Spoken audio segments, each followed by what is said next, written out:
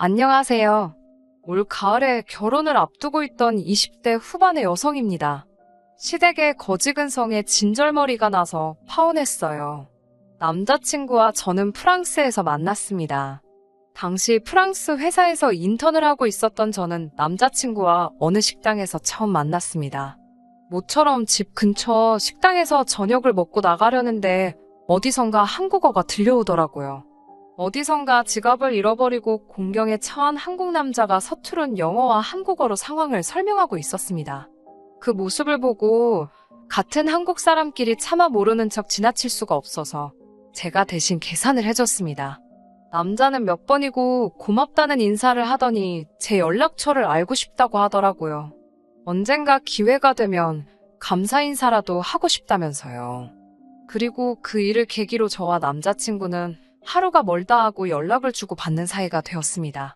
그러다 인턴 생활이 끝나갈 무렵 한국 회사에서 입사 제안을 받게 되었고 저는 고민 끝에 프랑스 생활을 정리한 뒤 한국에 들어가게 되었습니다. 제가 한국에 들어왔다는 소식을 전하자 남자가 저에게 만나자고 하더군요. 지난번에 말한 대로 감사 인사를 하고 싶다면서요.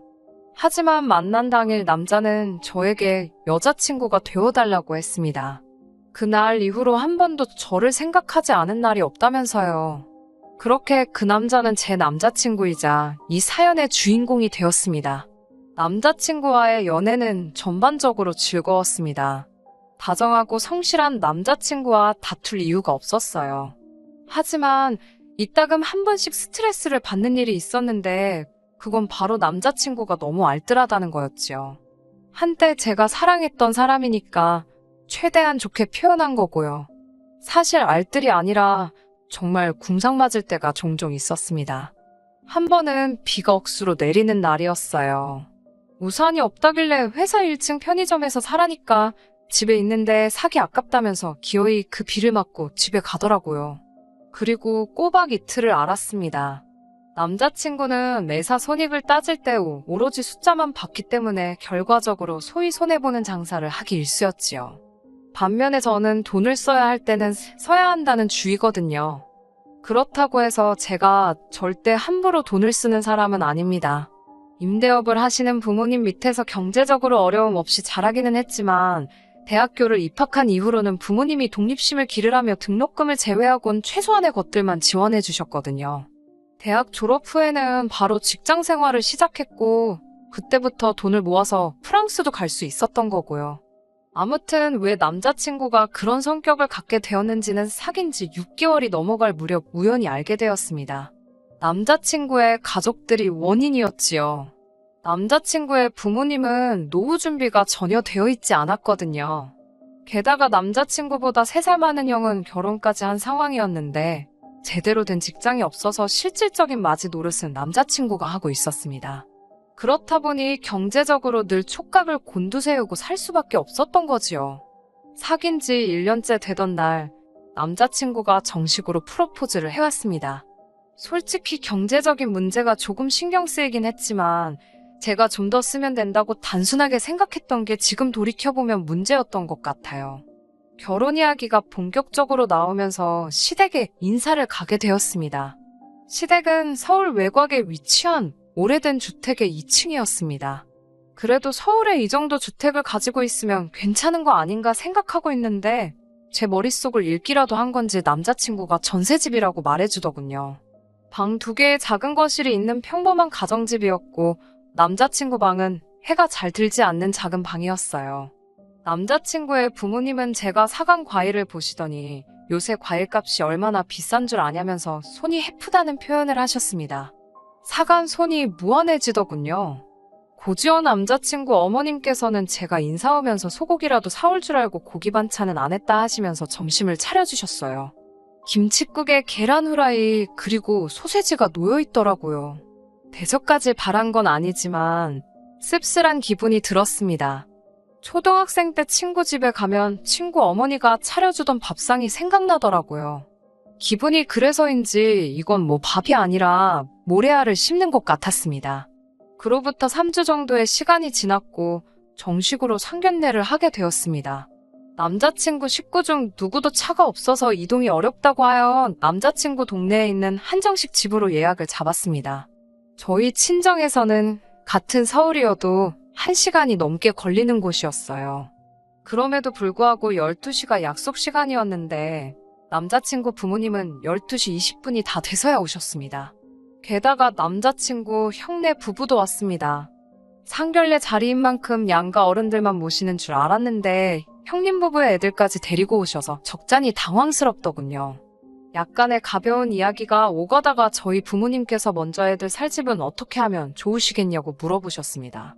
그러자 남자친구 어머니께서 요즘 젊은 사람들이 얼마나 똑똑하냐면서 둘이 상의해서 잘하겠지 않냐며 우리는 어른으로서 지켜봐 주기만 하면 될 것 같다고 하시더군요. 혼수나 예단 같은 것도 다 저희가 알아서 할 거라며 믿고 냅두자고 말씀하셨어요. 그때는 말씀 뒤에 숨겨진 뜻을 정확히 파악하지 못했습니다. 상견례가 끝나고 나오는데 남자친구 부모님도 형네 부부도 계산할 생각이 전혀 없어 보이더군요. 솔직히 양가 어른들만 모신 자리였으면 제가 계산하려고 했는데 남자친구 식구만 4사람이 더 온 상황이라 좀 어이가 없었습니다. 하다못해 누구 하나 돈 내려는 흉내라도 냈다면 이렇게 기분이 상하지는 않았을 텐데 말이에요. 그때 남자친구가 자기가 계산한다고 카드를 내미니까 남자친구 어머니께서 저희 부모님께 잘 먹었다고 인사를 하시면서 남자친구 앞을 가로막으시더군요. 결국 제가 계산했습니다. 양가 식구들이 먼저 집으로 향하고 저와 남자친구는 못다한 이야기도 할 겸 해서 카페에 들렸습니다. 제가 먼저 남자친구에게 정확히 모아둔 돈이 얼마나 되냐고 물었어요. 그전에도 몇 번 물어봤었는데 그때마다 결혼할 수 있을 만큼 모아뒀다며 둘러대는 시기였거든요. 이번만큼은 확실하게 알아야겠다 싶어서 단도직입적으로 묻게 된 거였고요. 남자친구는 3천 정도 모았다고 했습니다. 솔직히 생각보다 한참 적은 금액에 놀랐지만 남자니까 군대도 갔다 왔고 부모님도 도와드렸다 하니 그럴 수도 있겠다 싶었어요. 저는 5천 정도 모아둔 상황이었습니다. 솔직히 2사람의 돈을 다 모아도 1억이 안 되는 상황에서 양가 도움 없이 집을 구한다는 건 불가능이었어요. 저는 남자친구에게 가서 부모님께 한번 잘 여쭤보라고 했습니다. 저도 부모님께 잘 말씀드리고 도움을 구해보겠다고요. 집에 돌아와 부모님께 신혼집에 대해서 말씀드리니 아버지께서 소유하신 아파트 중 하나가 곧 전세 계약이 끝난다며 거기에 들어와서 사는 게 어떻겠냐고 물으셨습니다. 제가 전세금 드릴 돈이 없다고 하니까 부모 자식 사이에 무슨 돈이냐며 됐다고 손사래를 치시더군요. 대신 들어와서 사는 동안 기회다 생각하고 돈 열심히 모은 뒤 집을 사서 이사를 가라고 말씀하셨어요. 생각지도 못한 아버지의 제안에 감사했고 안도할 수 있었습니다. 남자친구도 걱정이 클 텐데 제가 이 소식을 전하면 얼마나 좋아할까 싶어서 얼른 전화를 걸었습니다. 남자친구는 한껏 가라앉은 풀죽은 목소리로 제 전화를 받았어요. 부모님이 뭘 하시냐고 물어보니 다 큰 성인들끼리 결혼하면서 왜 늙은 부모에게 부담을 주냐고 한 소리 하셨다더군요. 저는 남자친구에게 괜찮다고 집 문제는 해결된 것 같다고 우리 부모님이 가지고 계신 아파트에 들어가서 살면 된다고 소식을 전했습니다. 제 예상대로 남자친구는 정말 다행이라며 좋아하더라고요. 목소리도 한껏 밝아졌고요. 저희 둘 다 이제 큰 문제는 해결되었으니 앞으로 모든 일이 원활하게 흘러갈 줄만 알았습니다. 그런데 며칠 뒤 남자친구 어머니에게서 연락을 받았습니다. 긴히 할 이야기가 있으니 집으로 좀 오라고 하셨습니다. 집에 도착하니 어머님께서 집 이야기를 하시더라고요. 어찌된 일인지 친정에서 집을 사주시는 걸로 알고 계시더라고요. 그러더니 하시는 말씀이 둘이서 사는데 28평은 너무 크지 않냐고 하시더군요. 저는 당장은 아니지만 아이라도 태어나면 절대 큰 평수는 아닌 것 같다고 대답을 했습니다. 시어머니는 저를 잠깐 쳐다보시더니 아직 태어나지도 않은 애 때문에 뭐하러 낭비를 하냐면서 그 집 말고 다른 집이 좋을 것 같다고 하시더군요. 저는 어머님께 이 집은 제 마음대로 사고 팔고 할 수 있는 게 아니라고 저희 아버지께서 잠깐 살라고 허락을 해주신 것 뿐이라고 말씀을 드렸습니다. 그러자 어머님께서는 사주는 것도 아닌데 왜 당신 아들한테 그렇게 생색을 냈냐며 어이없다는 반응을 보이셨어요. 여기까지였다면 그래도 제가 파혼까지는 생각하지 않았을 거예요. 어머님 입장에서도 며느리가 집을 사들고 오는 줄 알았는데 그게 아니라 잠깐 빌려 사는 거라고 하니 김이 샜을 수도 있다고 생각해요. 하지만 어머님의 상상력은 제가 생각했던 것보다 훨씬 어이없고 황당하기 짝이 없었습니다. 며칠 뒤 다시 어머님께서 집으로 오라고 호출을 해오셨습니다. 그러더니 또 집 이야기를 꺼내시더라고요. 곰곰이 생각을 해봤는데 묘수가 떠올랐다며 한번 들어보래요. 남자친구 형네 부부가 지금 사는 집이 전세보증금이 1억 2천인데 그 돈을 빼서 저희 부모님이 가지고 계신, 그러니까 저희를 살게 해주신다는 집에 전세로 들어가서 살겠대요. 그러면 이제 저희 부모님이 1억 2천이 생기지 않냐. 그 1억 2천으로 저희 집을 하나 사주시면 되는 거 아니냐고요. 세상에 시세고 뭐고 다 무시하고 제멋대로 난리가 났더군요. 얼마나 어이가 없던지 웃음이 날 지경이었습니다. 저는 혹시나 시어머니가 시세를 전혀 모르시는 건가 싶어서 하나씩 천천히 설명을 해드렸어요. 일단 저희 아버지가 저희 살라고 한 집은 전세보증금이 기본 3억이 넘고 1억 2천으로는 가당치도 않다고요. 그리고 왜 멀쩡히 잘 살던 집 보증금을 빼서 저희 살 집으로 오신다는 거냐고 물으니 형네 부부는 애까지 가족이 넷인데 18평에 살고 저희는 고작 2명인데 28평에 사는 건 불공평하다는 거예요. 황당했지만 남자친구 어머니랑 왈가왈부도 하기 싫어서 가만히 듣고만 있었습니다. 그러자 어머님은 마치 당신이 엄청 논리적이라서 제가 대꾸를 못하고 있다고 생각하셨는지 양쪽 어깨에 힘이 한껏 들어간 눈치였어요. 저는 뒤이어 그리고 저희 부모님이 받으신 그 전세보증금이라는 1억 2천으로 어떻게 저희한테 아파트를 사주실 수 있겠냐고, 그런 아파트가 있으면 형네 부부가 사면 되겠다고 따졌습니다. 그러자 어머님은 갑갑하다는 듯 절 쳐다보시고는 저더러 요새 1억 2천짜리 없는 걸 누가 모르냐며 저희 부모님이 돈이 많으니까 좀 더 보태주시면 되는 거 아니냐고 그러시더군요. 결혼하면 한 가족 되는 거고 그러면 서로서로 돕고 살아야 되는 거 아니냐고요. 그래서 제가 그러다 형님네 부부가 나간다고 하면 저희 부모님은 무슨 돈으로 전세보증금을 빼드리냐고 하니까 걱정 말랍니다. 형네 부부가 설마 그런 걸로 사돈 어른을 고소하겠냐고요. 그러면서 대신 저희 부모님이 사주시는 집은 반드시 공동명의로 하라고 하시더군요. 도대체 무엇이 어머님을 이토록 착각하게 만든 건지 알 수는 없었지만 더 이상 이야기를 들어드리는 것만으로도 헛된 희망을 드리는 행위가 되는 것 같아서 일단 남자친구와 이야기를 해보겠다며 자리에서 일어났습니다. 이튿날 남자친구를 만나 어머님이 하셨던 이야기를 토시 하나 빼먹지 않고 전달했습니다. 남자친구가 경악을 금치 못하더라고요. 자기는 저희 아버지가 집을 도와주신다고만 표현했지 사주신다 어쩌신다 그런 말은 하지도 않았다면서요. 저는 속으로 그래도 남자친구는 제정신이라 다행이라고 생각했습니다. 그런데 남자친구가 조심스레 그런데 어머니 말씀도 아예 말이 안 되는 건 아니지 않냐고 슬며시 물어보는 거예요. 1억 2천으로 두 가정이 행복해질 수 있다나요? 한심하고 어이가 없어서 뭐라고 대꾸할 힘도 안 나더군요. 제가 한참을 말없이 앉아있으니 남자친구가 왜 그러냐며 무슨 말이라도 해보라고 저를 재촉하더군요. 당시 제 머릿속은 헤어지자는 소리를 어떻게 꺼낼지 생각하느라 분주했습니다. 결국 저는 고심 끝에 그 어떤 비사여구도 더하지 않고 담담한 목소리로 이 결혼은 안 하는 게 좋을 것 같다고 했습니다. 남자친구는 갑자기 왜 그러냐며 그냥 제안을 해본 거라고 싫으면 안 해도 된다면서 상황을 수습하려고 들었지만 제 귀에는 하나도 들어오지 않았어요. 집에 돌아와 이불 뒤집어 쓰고 누워있으니 어머니가 무슨 일이냐고 물으시더군요. 저는 남자친구 어머니가 한 이야기를 또다시 전달했고 어머니는 살다 그렇게 멍청한 이야기는 처음 듣는다며 시골리기 전에 그래도 알아서 다행이라고 이혼보다는 파혼이 낫다며 잘 생각했다고 하셨습니다. 고지원 남자친구에게선 계속해서 전화가 걸려왔고 저희 어머니가 저 대신 전화를 받으셨어요. 남자친구는 저에게 사과하고 싶다며 한 번만 만나게 해달라고 저희 어머니께 허락을 구하고 있었습니다. 어머니가 어떻게 하고 싶냐고 물으셔서 마지막으로 한번 만나고 오겠다고 했어요. 그래도 결혼 이야기가 나올 만큼 사랑했던 사람인데 좋게 마무리하고 싶더라고요. 남자친구와 평소에 자주 가던 카페에서 만나게 되었습니다.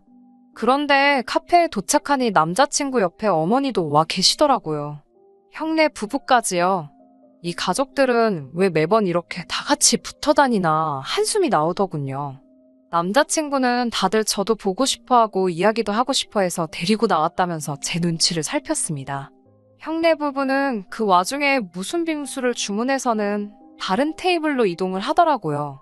어머님께서는 저를 보더니 늙은이를 여기까지 오게 해야 했냐며 참 못됐다는 식으로 말씀하셨습니다. 그러더니 형네 부부를 가리키며 쟤들은 돈이 없어서 빙수 같은 것도 누가 사주기나 해야 먹지먹도 못한다고 지질이 궁상 같은 이야기를 늘어놓으시더군요. 그러더니 제 손을 잡으시면서 너네 집은 돈이 많다면서 모르는 사람도 돕고 사는 마당에 왜 가족들 사람한테 인색하게 구냐고 사람 좋은 총말씀을 이어나가시더군요. 하지만 제 마음은 이미 확실히 정해진 상태였기 때문에 죄송하지만 그렇게는 못해드린다고 딱 선을 그었어요. 그러자 어머님께서 진짜 욕심도 사납다면서 가족들 다 고생하는데 너만 배부르고 등 따시게 살고 싶은 거냐고 하시더군요. 남자친구는 그런 어머님 곁에서 제대로 한마디 말도 못하고 저더러 참으라는 식으로 눈짓만 해대고 테이블 아래로 제 발을 툭툭 치고 그런 식으로 신호를 보냈습니다. 그때 제 결정에 확신을 가졌지요. 이 인간하고 결혼하면 망하는 건 시간 문제라는 걸요. 저는 남자친구 어머님께 일단 댁이 가난하고 돈이 없는 건 저와는 아무런 상관이 없다고요. 제가 어머님이라면 여자 쪽에서 이렇게까지 해준다는데 고맙다고 넙죽 절은 못할지라도 고마운 마음은 가질 것 같은데 정말 염치가 없으신 것 같다고 했습니다. 저는 이 결혼할 생각 없으니까 제대로 굴러가지도 않는 머리 적당히 쓰시라고요. 그러자 남자친구가 저더러 말이 좀 심한 거 아니냐며 어머님 딴에는 어떻게든 아들 둘 다 최대한 좋은 방향으로 풀리게 해보려고 노력을 하신 건데 그걸 그렇게 삐딱하게 알아듣냐고 나서더군요. 저는 남편에게 등신 같은 게 돈도 하나 없으면서 누가 이 집구석에 시집 올지 불쌍하다고 받아쳤습니다. 평생 이렇게 지질이 궁상 떨면서 잘 살아보라고도 한마디 해줬네요. 남자친구가 순간 절 때리려는 거였는지 손을 올리길래 나한테 손대면 니네 엄마한테 그대로 돌려줄 거라고 소리를 질렀습니다. 너무 화가 나서 눈치를 못 채고 있었는데 돌아보니 카페에 있던 많은 사람들이 저희를 보고 있었어요.